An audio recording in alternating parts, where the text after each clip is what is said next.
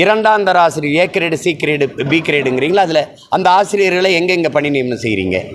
நகர்ப்புறங்களில் இருக்கிற கல்வி கட்டமைப்பு சிற்றூர்களில் இருக்கா தம்பி? இருக்கா?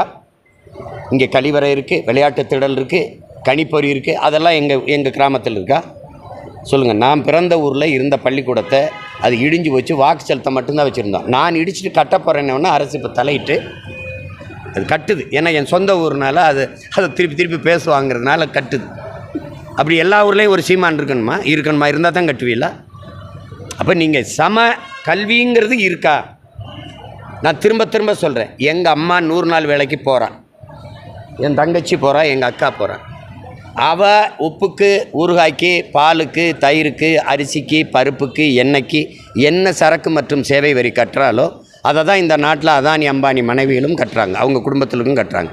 வரி இந்த நாட்டில் ஒன்றா இருக்குது, வாழ்க்கை தரம் ஒன்றா இருக்கா?